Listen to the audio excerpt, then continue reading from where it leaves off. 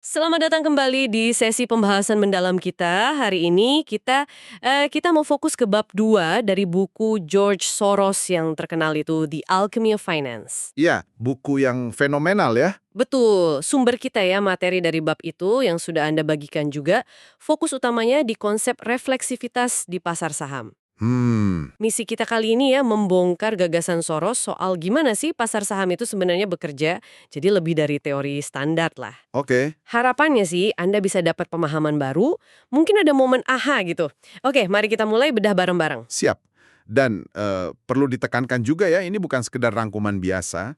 Kita mau gali ide yang lumayan gimana ya, mendasar dan beda. Beda gimana tuh? Jadi, bagaimana persepsi pelaku pasar yang Soros bilang selalu ada biasnya itu, ternyata nggak cuma pasif nerima info fundamental, tapi persepsi itu justru bisa aktif membentuk, bahkan mengubah fundamental itu sendiri. Ada hubungan timbal balik, dua arah gitu. Menarik? Nah, kita juga akan lihat contoh nyata langsung dari pengalaman Soros yang dia ceritain di bab ini. Oke. Biasanya kan kalau kita ngomongin ekonomi atau pasar saham, penjelasannya cukup simpel ya. Harga saham itu ya cerminan kondisi perusahaan. Heeh, kayak laba, aset, prospek bisnisnya gitu kan. Iya, seolah-olah harga itu cuma cermin pasif aja dari nilai intrinsik. Tapi kalau baca bab 2 Soros ini kok kayaknya ceritanya lebih ruwet ya. Tepat sekali. Nah, disinilah Soros datang dengan konsep refleksivitasnya itu. Argumen dia, hubungan antara harga pasar sama fundamental itu bukan jalan satu arah. Oh, Bukan satu arah. bukan. Tapi dua arah. Persepsi atau pandangan investor, yang kata Soros selalu ada biasnya, nggak pernah objektif penuh, Oke, itu nggak cuma bereaksi pada fundamental. Persepsi ini, kalau udah dominan, bisa loh mempengaruhi dan mengubah fundamentalnya juga. wah. Nah, ini bedanya gede banget sama teori keseimbangan atau equilibrium klasik. Teori itu kan asumsinya permintaan, penawaran, sama harga itu independen. Jadi ini kayak bukan cermin biasa ya, tapi cermin ajaib gitu, yang bisa ikut ngubah objek yang lagi dipantulin. Wah ini mulai menggigit nih konsepnya. Hahaha, analogi yang bagus itu. Soros memang secara spesifik mengkritik asumsi di buku teks. Tahu kan kurva permintaan penawaran yang katanya statis, independen dari harga? Iya, itu kan dasar banget ya. Padahal di pasar real, kita sering lihat kan, harga naik, malah makin banyak yang pengen beli. Betul, FOMO itu ya. Nah, atau harga turun, malah pada panik jual semua. Ini kan bukti ada feedback loop, lingkaran umpan balik yang kuat. Harga mempengaruhi perilaku, perilaku mempengaruhi harga lagi. Gitu terus. Oke. Terus gimana persisnya nih feedback loop ini bekerja spesifik di pasar saham? Menurut Soros di bab 2 ini. Soros mengidentifikasi ada interaksi terus-menerus antara tiga elemen utama. Satu, ya harga saham itu sendiri. Oke, Dua, bias investor yang lagi dominan. Lagi pada optimis atau pesimis nih, pasar secara kolektif. sip. Ketiga, Ketiga, fundamental perusahaan. Yang paling umum dilihat ya laba per saham, EPS itu. earnings per share ya. Betul. Nah, disinilah uniknya refleksivitas. Interaksi ini jadi signifikan banget kalau bias investor itu nggak cuma ngegerakin harga saham, tapi juga berhasil merembes gitu, sampai bisa memodifikasi fundamental perusahaan secara nyata. Oke, kita pakai contoh sederhana ya. Misalnya ada perusahaan labanya lagi naik nih trennya, fundamentalnya bagus. Oke. Ini kan bikin investor optimis ya kan? Bias positif muncul, harga sahamnya naik. Nah, sampai sini sih biasa aja. Iya, wajar lah itu. Tapi, Soros nambahin dimensi lain. Kenaikan harga saham itu sendiri ternyata bisa memperkuat fundamentalnya. Kok bisa? Contohnya gini, perusahaan yang harga sahamnya tinggi itu jadi lebih gampang kalau mau akuisisi perusahaan lain. Kenapa? Ya karena mereka bisa bayar akuisisinya pakai saham mereka yang nilainya lagi tinggi itu. Jadi sahamnya dipakai kayak mata uang gitu ya? Persis. Hasilnya apa? EPS perusahaan yang mengakuisisi itu bisa langsung naik setelah akuisisi. Contoh lain, valuasi pasar yang tinggi itu bisa bikin perusahaan lebih gampang dapat pinjaman bank, bunganya lebih murah mungkin. Atau nerbitin obligasi dengan syarat lebih bagus. Masuk akal juga. Nah, proses ini jadi self-reinforcing, saling menguatkan ke arah atas. Harga naik, fundamentalnya ikut membaik. biasnya makin positif, harga makin naik lagi. Gitu siklusnya. Haha, jadi kenaikan harga saham itu bukan cuma akibat dari fundamental bagus, tapi bisa jadi penyebab fundamental kayak EPS itu jadi membaik juga. Nah, ini dia nih bagian yang really interesting. Ini inti hubungan dua arahnya Soros ya. Persis, itu jantung teorinya. Di pasar saham. Tapi, Soros juga ngingetin loh, lingkaran ini nggak selamanya jalan terus. Oh ya? Ada batasnya? Ada. Realitas fundamental itu, cepat atau lambat, bakal ngasih batasan. Seberapa jauh sih bias bisa dorong harga? Nggak bisa selamanya ngawang-ngawang. Oke, kita kan sering dengar ya siklus boom bust di pasar, meledak naik, terus anjlok parah. Gimana Soros menjelaskan fenomena dramatis ini pakai kacamata refleksivitasnya? Nah, Soros itu memetakan pola khas boom bust yang digerakkan refleksivitas ini. Kira-kira begini tahapannya. Oke, coba kita urut. Pertama, awal fase boom biasanya dipicu tren fundamental yang memang lagi positif. Laba mulai tumbuh misalnya. Oke, ada pemicu fundamental. Ini numbuhin bias positif di pasar. Harga saham mulai naik. Nah, kenaikan harga ini kemudian nguatin bias positif dan mulai benerin fundamentalnya. Contohnya akuisisi tadi itu. Lingkaran ke atas mulai jalan ya? Betul. Jadi, saling menguatkan ke atas. Kalaupun ada koreksi harga sebentar, biasanya sih nggak signifikan. Malah dianggap kesempatan beli. Jadi makin yakin sama tren naiknya. Lanjut, fase berikutnya? Kedua, fase boom. Nah, di sini ekspektasi pasar udah melambung tinggi banget. Bias positif dominan sekali. Seringkali udah jauh melampaui apa yang realistis bisa dicapai fundamentalnya. Harga udah mahal banget ya di sini? Iya, pasar jadi rentan banget sama kabar buruk. Koreksi jarang terjadi, tapi sekali ada pemicu, potensinya besar banget buat balik arah, reversal yang tajam. Serem juga ya. Terus fase terakhir. Ketiga, fase bust. Biasanya ada pemicu nih, data ekonomi jelek, berita negatif soal perusahaan, sentimen tiba-tiba berubah. Pemicunya bisa macam-macam ya. Bisa.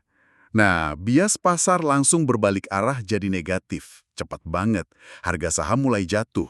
Penurunan harga ini nguatin bias negatif dan mulai merusak fundamental. Lingkaran ke bawah sekarang gantian ya. Betul, akuisisi jadi susah.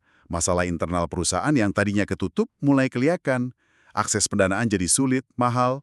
Jadilah lingkaran saling menguatkan ke arah bawah, hancur lebur. Jadi kunci siklus ini ya dinamika dua arah itu tadi ya.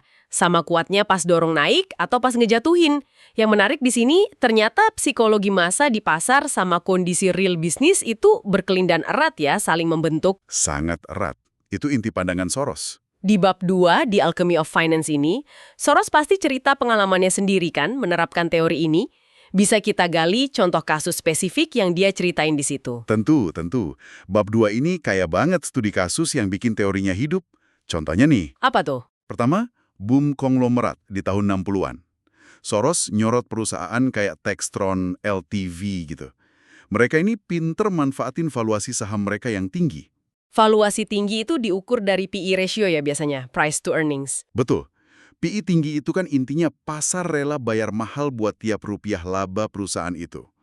Nah, mereka pakai PE tinggi ini buat akuisisi perusahaan lain yang PE-nya lebih rendah.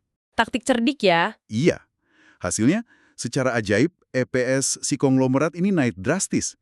Pasar lihat TPS naik, direspon lagi dengan PE yang lebih tinggi lagi. Contoh klasik, self-reinforcing boom. Terus akhirnya gimana? Ya akhirnya runtuh. Akuisisi udah nggak sanggup lagi nopang ekspektasi pertumbuhan EPS yang udah kelewat tinggi.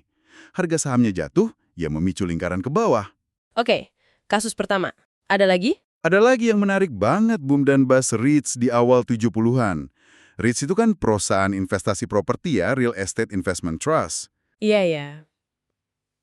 Kenapa ini menarik? Nah, Soros ini ngaku udah lihat potensi boom bust di sini dari awal banget. Dia bahkan sampai bikin riset khusus yang prediksi 3 babat. Wah, serius dia? Apa prediksinya? Babak pertama, awal yang menjanjikan. Pasar properti bagus, bunga rendah, mendukung banget. Babak kedua, puncak pertumbuhan pesat. Valuasi saham REITs lagi premium di atas nilai aset bersihnya. Ini bikin mereka gampang ekspansi, naikin EPS lagi. Mirip konglomerat tadi ya polanya? Mirip. Nah, babak ketiga, akhir cerita. Kompetisi makin ketat, risiko kredit naik, pasar properti melambat. Mulai ada gagal bayar, default. Terus ada kepanikan di perbankan, kan bank sumber dana rich tuh. Akhirnya ya bust, runtuh. Dan Soros gimana di kasus ini? Soros cerita dia untung besar pas boomnya. Tapi kemudian dia untung lebih dari 100% waktu dia short selling. Short selling. Jual kosong itu ya? Bertaruh harga turun? Betul, dia short pas fase boostnya. Dia bahkan terus nambah posisi shortnya seiring harga makin jatuh. Ini nunjukin keyakinan dia sama analisis refleksifnya. Keuntungan di atas 100% itu bisa karena dia pakai modal dari untung sebelumnya atau pakai margin. Gila juga ya. Yakin banget dia. Ada contoh lain lagi? Ada satu lagi yang dia cerita, boom modal Ventura dan teknologi pas puncaknya tahun 1983. Waktu itu lagi banjir modal Ventura, pendanaan buat startup teknologi gitu kan. Oh, era .com awal-awal gitu ya? Bukan .com sih, ini lebih awal lagi, 83. Jadi banyak banget perusahaan teknologi baru berdiri. Nah, perusahaan baru ini kan butuh banyak peralatan, komponen. Ini dorong penjualan perusahaan teknologi yang udah ada. Efek self-reinforcing awal. Oke, masuk akal. Tapi, karena kebanyakan perusahaan baru, persaingannya jadi super ketat. Akhirnya, pas aliran modal Ventura mulai seret, pasar produk teknologi jenuh, kompetisi makin ganas, profitabilitas anjlok, proses self-reinforcing ke bawah jalan lagi. Dan posisi Soros gimana di sini? Nah, ini pengakuan jujur Soros. Dia bilang dia ketinggalan kereta pas boomnya. Dia merasa kurang paham industrinya saat itu, terus salah prediksi juga durasi boomnya bakal sepanjang itu. Wah, luar biasa ya cerita-cerita ini. Bikin teorinya jadi terasa nyata banget. Kasus Rich itu terutama gimana dia pakai teorinya buat short dan untung gede pas pasar jatuh itu benar-benar nunjukin ya aplikasi nyatanya. Pengakuan dia ketinggalan di boom teknologi juga menarik sih. Nunjukin ini bukan ilmu pasti ya. Betul sekali. Bukan ramalan. Oke, teorinya kuat, contohnya gamblang dari pengalaman Soros. Sekarang kita tarik relevansinya nih. Terus apa artinya nih semua buat Anda yang dengerin? Kenapa sih pemahaman soal refleksivitas ini penting? Mungkin Anda pelajar, profesional, atau ya sekedar pengen lebih paham dinamika dunia aja. Ada beberapa alasan ya kenapa ini relevan. Pertama, dan ini fundamental banget, teori Soros ini nantang keras gagasan pasar efisien. Yang bilang harga selalu benar itu ya? Iya, yang bilang harga selalu mencerminkan semua informasi, nilai intrinsik secara akurat. Soros bilang, enggak, pasar itu selalu bias. Nah, paham kalau bias ini ada, dan gimana dia bisa interaksi bolak-balik sama fundamental, itu ngasih Anda kacamata yang lebih kritis lah buat lihat pasar.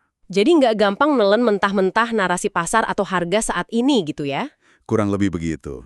Anda jadi lebih bertanya-tanya. Oke, jadi ini semacam pengingat ya, kalau analisis angka fundamental aja itu nggak cukup. Kita juga perlu mikirin faktor psikologi pasar dan dinamika dua arah yang kompleks ini. Tepat sekali. Itu poin pertama. Kedua, model boom bust ala Soros ini meskipun sederhana ya kelihatannya, bisa jadi kerangka berpikir, semacam mental model yang berguna. Berguna buat apa? Prediksi kapan harga naik turun secara pasti. Soros sendiri nggak ngaku bisa kok. Tapi lebih sebagai alat bantu buat ngenalin pola-pola tertentu yang mungkin lagi terbentuk di pasar. Oh, jadi kayak deteksi dini gitu ya? Semacam itu. Ada nggak nih tanda-tanda lingkaran self-reinforcing yang mulai berlebihan? Ekspektasi pasar udah mulai nggak realistis belum ya? Kewaspadaan ini, menurut Soros, adalah keunggulannya dia. Edge-nya dia dibanding pelaku pasar lain yang mikirnya lurus-lurus aja. Menarik. Ini tentu jadi pertanyaan penting juga sih. Seberapa relevan kerangka ini di pasar modern yang makin kompleks, makin cepat berubah ini? Itu pertanyaan terbuka. Jadi maksudnya dengan paham refleksivitas kita bisa lebih waspada gitu ya? Biar nggak ikut keseret euforia pas boom atau panik berlebihan pas bust. Kayak semacam vaksin buat ngelawan perilaku kerumunan, herd behavior. Bisa dibilang gitu, pemahaman ini dorong sikap skeptis yang sehat, jadi lebih kritis sama narasi dominan di pasar. Membantu Anda bertanya, ini kenaikan harga beneran didukung fundamental yang bagus dan berkelanjutan, atau jangan-jangan lebih banyak didorong bias positif yang udah berlebihan dan rentan banget buat balik arah? Pertanyaan reflektif yang bagus itu. Iya kan? Wah, nggak kerasa ya, waktu kita cepet banget berlalu buat pembahasan mendalam kali ini. Kita udah kupas konsep inti refleksivitas George Soros di pasar saham dari bab 2 bukunya. Yup, Mulai dari gimana persepsi dan harga bisa saling membentuk, Pola khas boom bust yang lahir dari interaksi itu, sampai contoh-contoh nyata dari pengalaman dia sendiri. poin utamanya apa nih kira-kira kalau dirangkum? Poin utamanya, lupain gagasan pasar itu cermin pasif. Dalam pandangan Soros, pasar itu arena aktif. Keyakinan, ekspektasi, tindakan pesertanya itu ikut menciptakan realitas fundamental. Jadi bias itu bukan gangguan ya? Justru itu mesin penggerak utama dinamika pasar dalam kerangka refleksivitas ini, bukan sekedar noise. Oke. Nah, sebagai penutup nih, kami pengen ninggalin satu pertanyaan buat Anda renungan lebih lanjut. Silakan. Kalau kita terima ya setidaknya sebagai kemungkinan lah premis Soros ini bahwa pasar seringkali digerakkan bias yang bisa keliru dan interaksi bolak-balik antara persepsi dan fundamental ini nyata, terus gimana cara terbaik kita menyikapinya? Baik sebagai individu yang coba memahami dunia sebagai pelajar atau mungkin sebagai investor. Gimana caranya biar kita bisa navigasi potensi gelombang boom dan bust ini tanpa ikut terombang-ambing secara ekstrim? Pertanyaan bagus untuk direnungkan. Terima kasih banyak sudah menyimak sesi pembahasan mendalam kita tentang bab 2 di Alchemy of Finance. Semoga ada perspektif baru buat Anda. Sampai jumpa di kesempatan berikutnya.